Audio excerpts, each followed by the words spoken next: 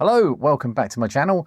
This is More Fun Fixing It. Don't forget there's a second channel, More Fun Making It, where I occasionally release more prepared videos. But on this channel, I like to just put something on the bench, turn on the cameras and try to fix whatever it is on the bench. I'm not promising that every time I'll succeed, but the fun for me is actually doing the thing, trying. More fun trying. Look out for the third channel coming soon. Paul, my supplier of broken machines for me to fix, contacted me recently and said that there was an eBay listing quite close to me and would I mind picking it up if he put in a bid. And it was a bundle of stuff, and it was most of this. There's another couple of boxes behind me that contain a load of games. There's also a VIC-20 which came with it. That's got a broken key and rattles a bit, but it's in otherwise quite good condition, but it doesn't have a power supply, and it's the one with the two-prong power supply, so it's a little bit more difficult to source a power supply for that. But Paul assures me he's got power supplies for this, so I'll be having a look at that in a future episode. It came with this rather lovely Binatone, let's move that over a bit, Binatone tape deck. It came with this rather lovely Binatone tape deck, which I quite like this. Yeah, I'm going to have to take that apart and see if that needs a little bit of a service, or maybe I might even just try it and see if it works. But let's put that to one side. There were 3 boxes of games. I think I've amalgamated them down into 2 boxes, and there's all kinds of things in there. But this is Paul's wheelhouse, nothing to do with me, so these get put aside. But then this is the bit that we're very interested in. This is a Commodore 64 in its box. Not too bad. There's obviously a piece of tape has been ripped off there, and this corner is a bit tatty, but pretty good. Oh, it's a warning sticker. What does the warning say? This package contains an unmarked plastic bag which could cause suffocation. Please keep it away from children. Oh, from babies and children. Okay, very sensible advice. Oh, look, there was some tape right across the back there that's been ripped off. Oh well. Now I know there's no power supply in here. Wasn't part of the listing. But I'm hoping there's a Commodore 64. Yeah, and there is. Right, so this will be an unusual one because I know that Paul tests all of the machines he gets and he just sells on the ones that happen to be working. All of the broken ones come to me. But this is the first one where Paul hasn't plugged it into one of his dodgy power supplies. So actually, I'm not going to plug it in first because that would be what Paul would do. So let's take it apart and see what's inside. So made in England, and serial number is quite high, so I'm expecting a later revision board. Nothing too early. Definitely not a silver label.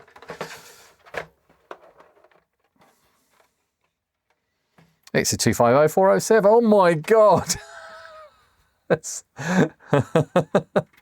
Well, you're going to need a close-up of this bit, aren't you?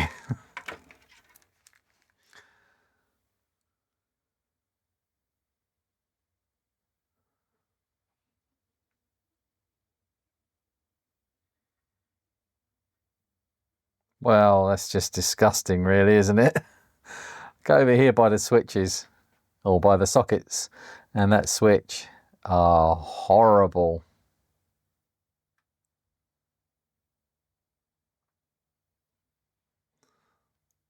Yeah, okay. I think we've seen enough of that. Well, I think the first thing to do is to give this a breath of fresh air.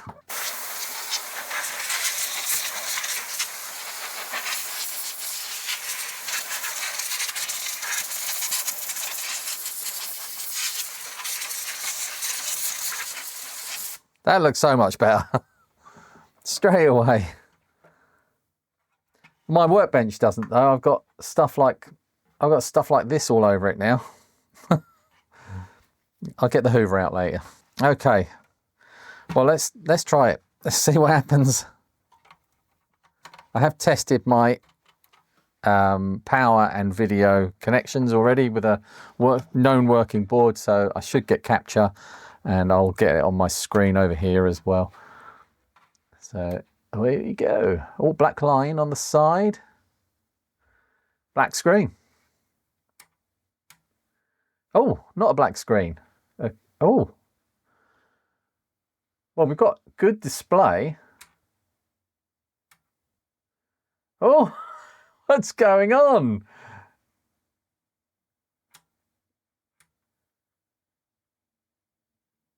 First thing I want to do is actually check it with the thermal camera.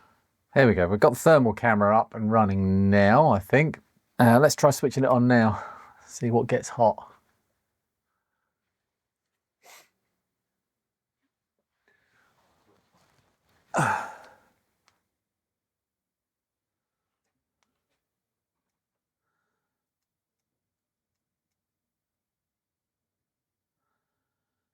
The PLA is getting quite toasty already, and that's about it really. The SID is quite warm. CPU is not too bad.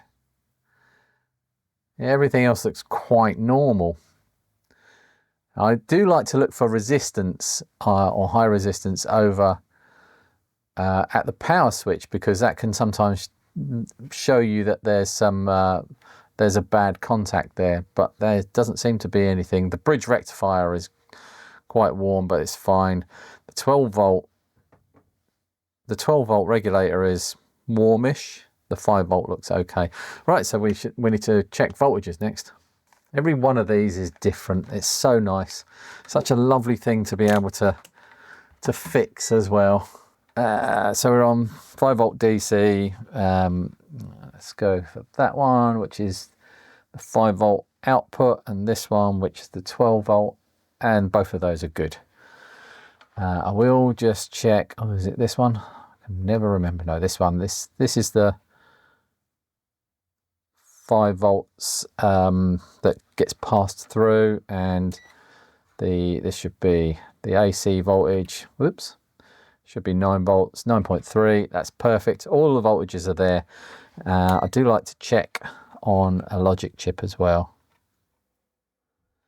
4.95 is fine. Okay, have we got any MOS logic? Yeah, we've got one MOS logic here at U14, and that's a suspect. And obviously the PLA is a big suspect. And let's take the SID out to make sure that's not causing any issues.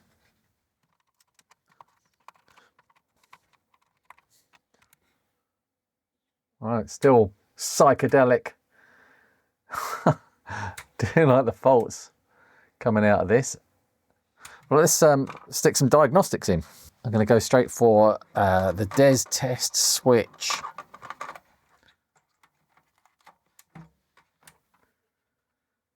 Oh, we had a bit of a display then before it crashed.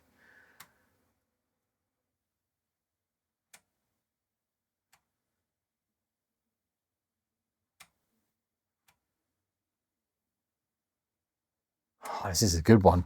Yeah, so that's not getting us far enough to show us any meaningful results, but it's good that it looks like the system is at least starting to run. I'm going to try dead test on here now. I don't think. Probably a very similar thing. Let's try the normal diagnostics just in case. Yeah, not much is happening there. All right, then scope time. So I can show reset. If I turn it off, turn it back on, it's pause, and then it goes high. That's good. And the clock looks good as well. That's the clock in, and this is the clock out. Yeah, it's fine. Oh, this one is going to be fun. Hmm. 1, 2, 3, 4, 5, 6, 7, 8, 9, 10, 20.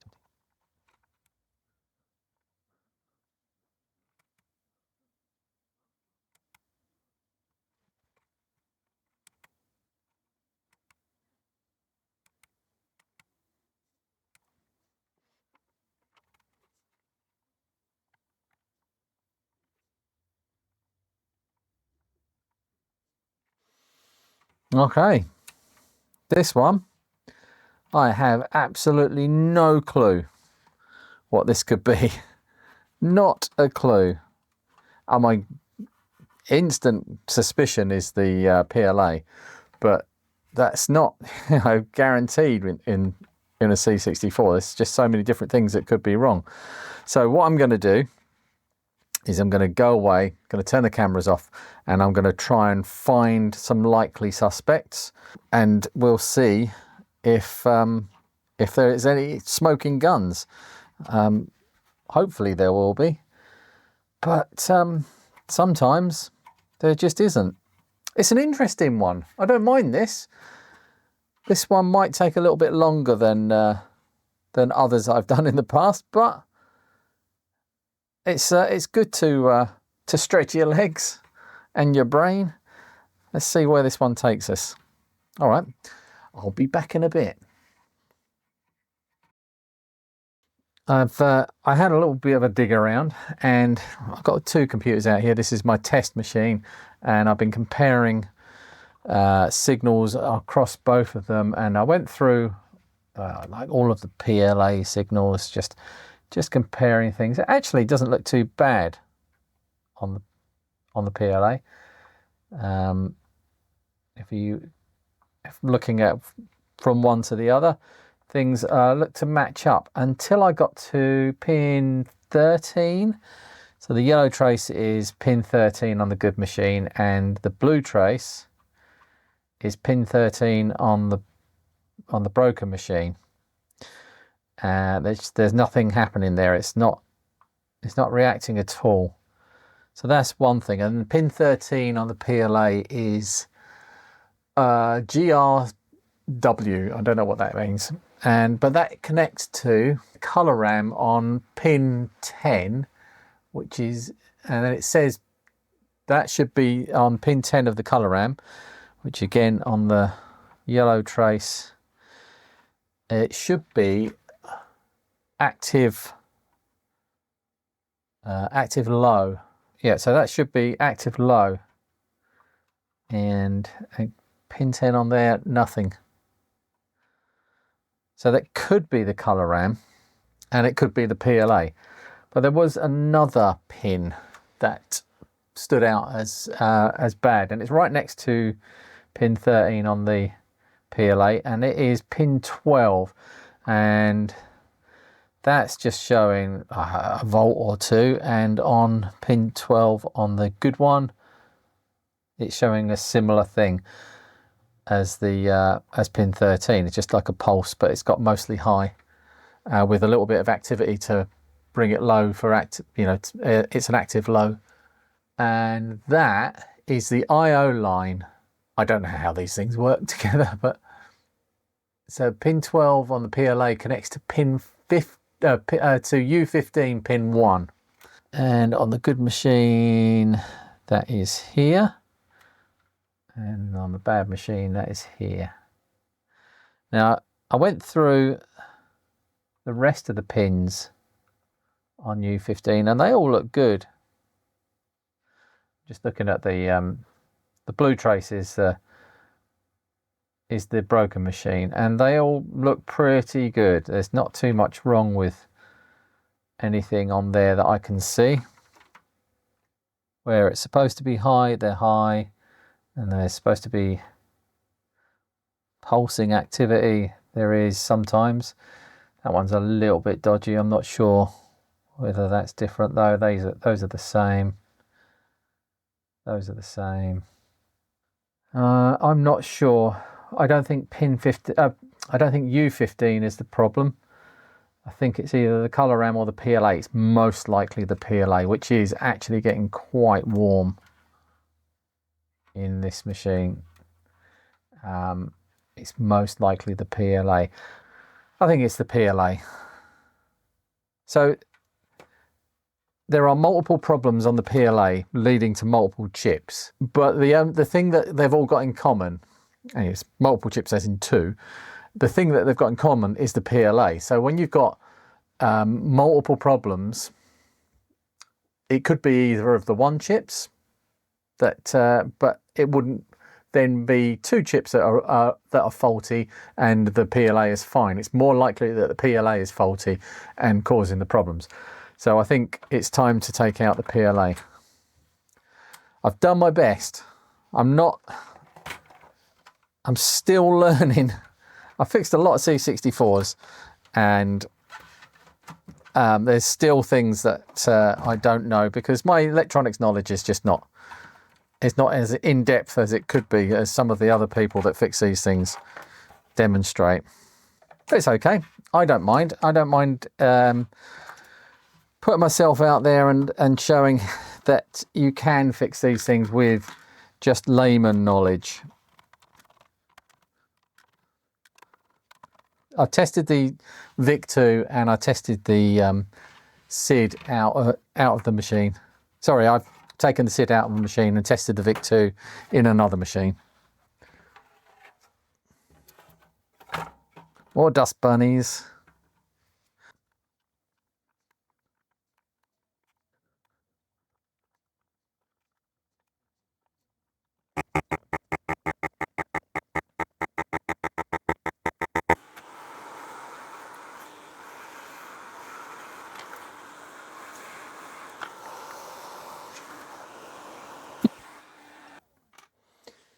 So I had some snaggled pins on this one that made getting that out quite difficult.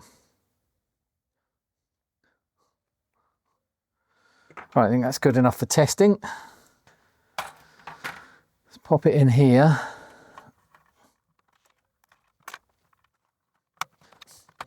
I think that was it. I think that was the problem. Turn it on. Black screen. Okay, so I'll stick a socket in the broken machine and a PLA in there and see if that fixes it. We'll see how much further we've got along. Right, before we go any further, putting a socket in here, I just want to use my new microscope to inspect the points around here, just to make sure I haven't done any damage. Checking on the top side is less chance of doing any damage actually on the top side. Just want to, every time you desolder a chip, you always leave these little bits of solder in the via, in the hole.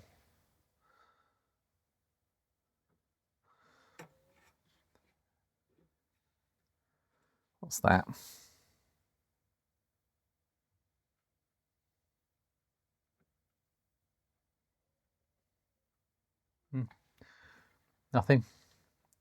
Nothing interesting. All looking good here. Nothing pulled and nothing damaged. Let's try the back side.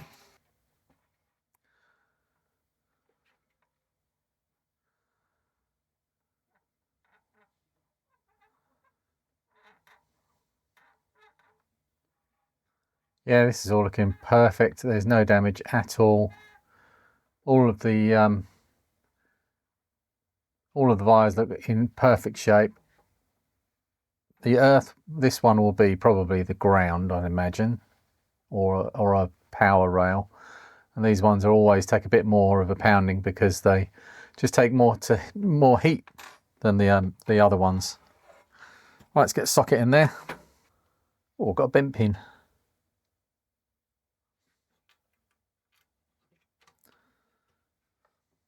Often get asked about what this is that I'm holding the sockets in with. This stuff here is BlueTack. Have I got a packet here? And this is the UK version of it, Diagnostic BlueTack. Comes in a sheet like this. And in fact, I keep a sheet of white tack handy here. And I use this if I'm taking something apart with a lot of screws in it. I use this to keep the screws in. These are actually the points where the screws for taking a floppy drive out of a ZX Spectrum Plus 3 when you remove the motherboard from the floppy drive case, that's where the screws go. That's the last thing I used it for. But yeah, in America there's a similar product, but it's not quite the same, but it does the same job. I can't remember what it's called. Right, so I'm just going to solder up a couple of points in each corner, and then some pressure on the back of the board, on the back of the socket, and flow those just to make sure it's in place. It's really hard to see that on this that there are actually pins there. The legs of the socket are there.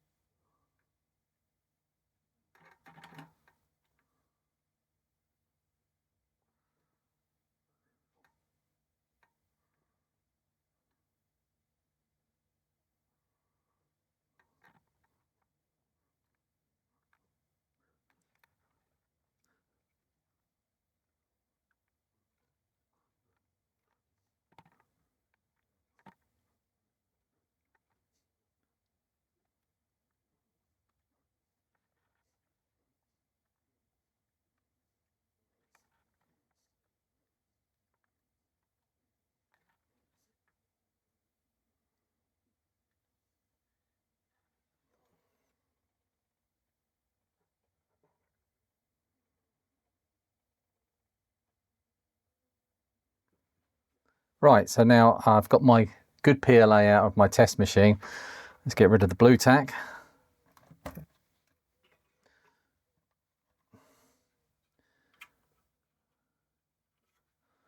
Pop this in here.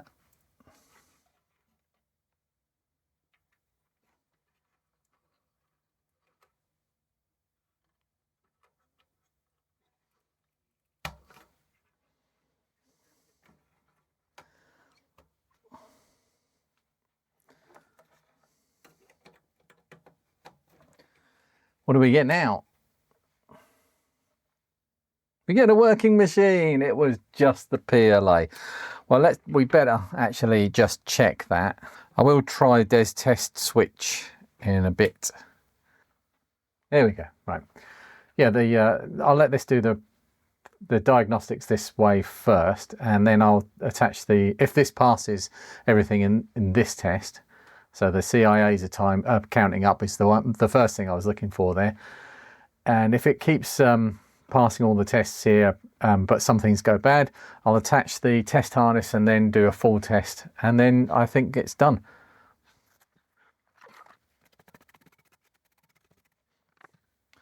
Oh, the SID.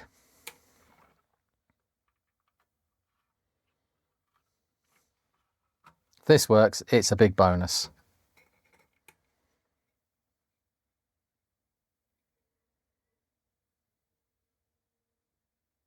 No sound.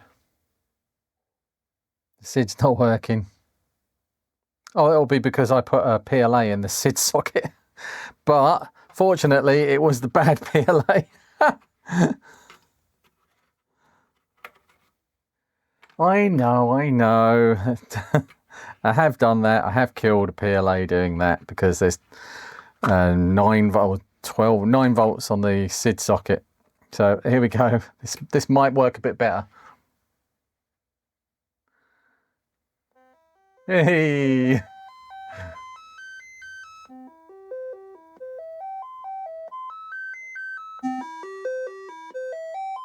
a good SID.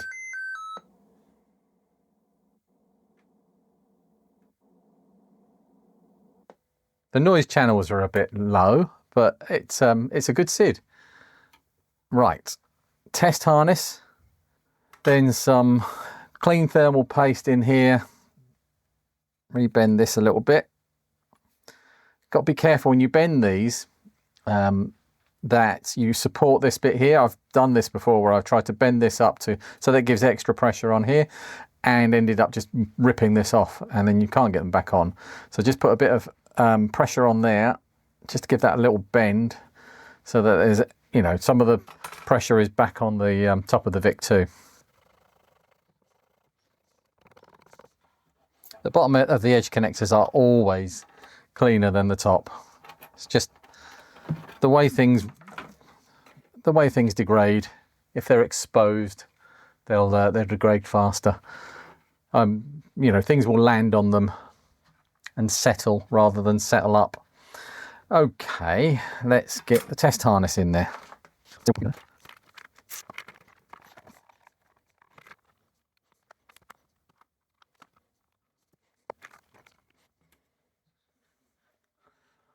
Already done the RAM checks, I don't need to do that again.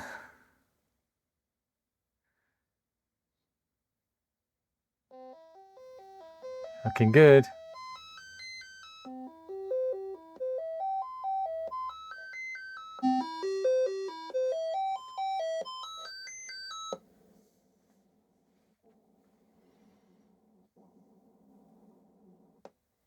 Brilliant. So that's fully passed all of that. I'll do a soak test with the Des test switch because it does a march test on the memory, and just to make sure that that's okay. But it's not empty memory, so I don't expect there will be too many problems with that.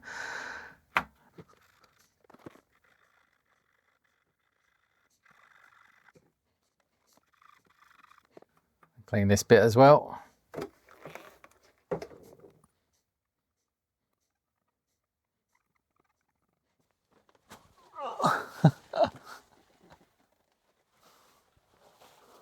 I got all of the paper towel.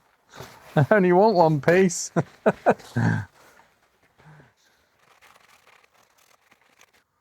some MX4 thermal compound from Arctic. Put the exact right amount on there. There we go. If you're the person that ends up with this, I'd highly recommend putting a heatsink on the PLA, on the SID, definitely the SID, and the CPU. Everything else is fine. You would probably benefit from socketing from putting heatsinks on the ROMs and the CIAs, especially the CIAs. You don't really want those to go wrong, but these are the ones that get the hottest, these three. And the VIC-2 should be covered. But yeah, I'll leave that to whoever takes this machine on. And you'll probably need to give it a bit of a clean. I'm not cleaning. I only clean my own machines. Right, so the only thing left to do is put it back in its case. Actually, I am going to give the case a little brush out. I'll give the board a brush over as well.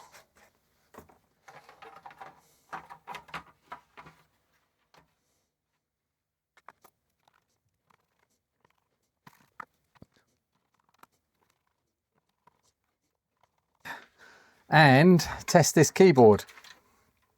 And I expect this won't work. I think that this is going to cause problems, but you never know. We have, we've got one case clip here and just one case clip. So this is going to need some new case clips. Which is a pain because I don't like doing case clips. If you want to see how to do case clips, I will either release a video, or I have already released a video because I've done a video. I haven't released it yet as of making this one. Okay, so keyboard's good so far. Quite a nice responsive keyboard actually. I always find that the space bar is the one that's most likely to go. So I tap. What I'm watching for here is that cursor is flashing at a normal 1, 2, 3 rate. But if I tap the F keys, the cursor flashes in time with the F keys. So I know the F keys are working. Right. So the space bar is working. The keyboard is fully working. It's grubby. It's really grubby. It needs a clean. But that's not my job. This is a fully working machine. The only thing I need to do with this now is to replace the case clips. I'll replace all three on this one because even the one that's still remaining looks poor. And that's it. Just a very, very broken PLA, which was broken before I broke it even more. That one is going in the dead chips drawer I have under here. Thanks for watching. I'll definitely see you in the next one. I don't know what I was going to say then. Something profound, probably. Life. Profound.